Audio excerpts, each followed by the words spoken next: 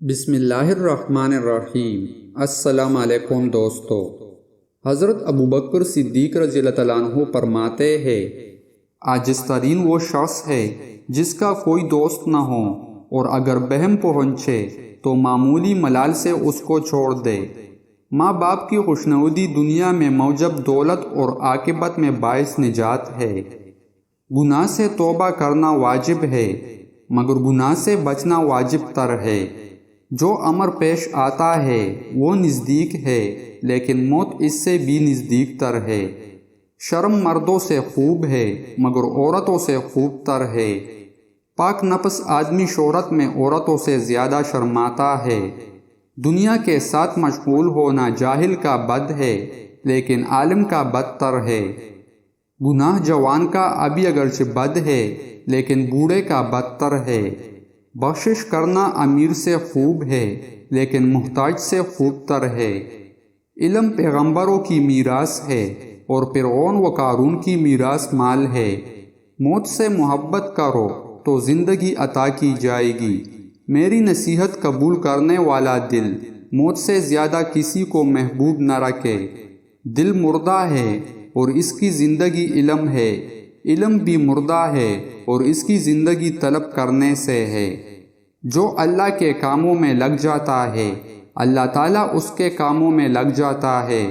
دنیا اور دنیا کی چیزیں اس قابل نہیں کہ ان سے دل لگایا جائے، اس لیے کہ جو مشغول پانی ہو گیا وہ باقی کے ساتھ محبوب ہو جائے گا۔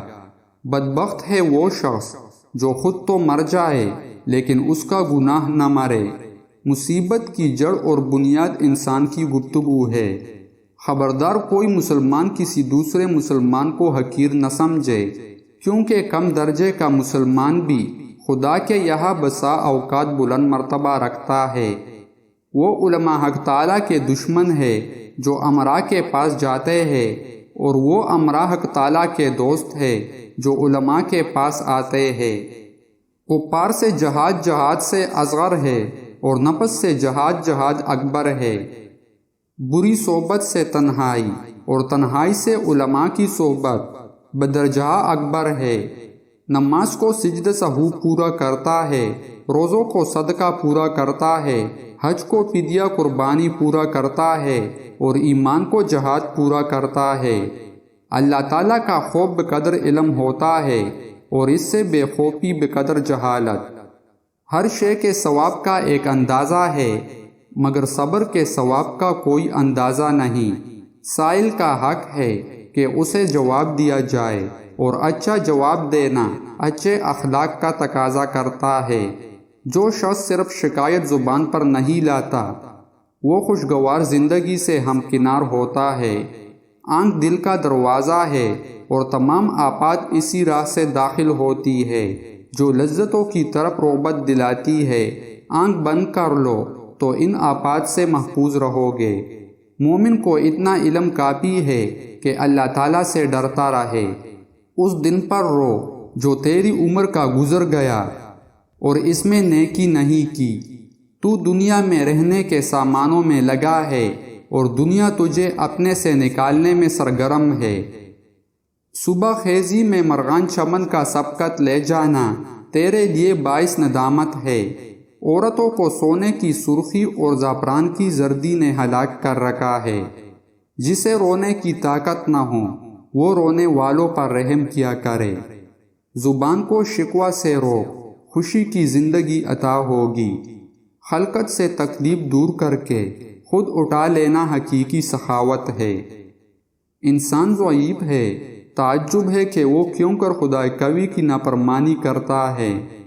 علم کے سبب کسی نے خدائی کا دعویٰ نہیں کیا مگر مال کے سبب بہت سے لوگوں نے خدائی کا دعویٰ کیا۔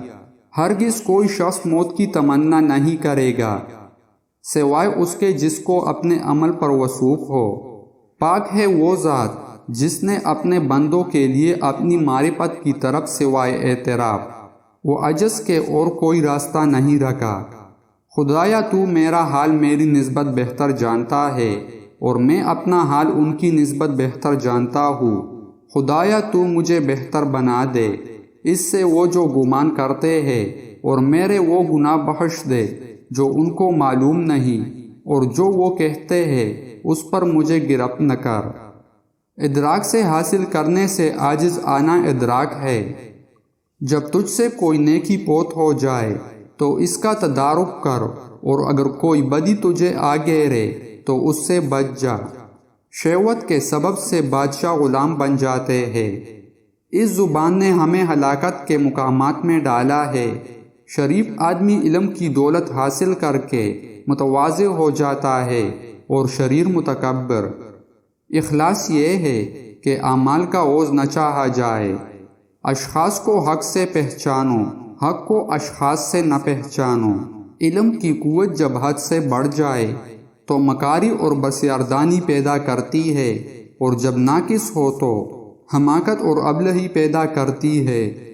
طالب دین عمل میں زیادتی کرتا ہے اور طالب دنیا علم میں۔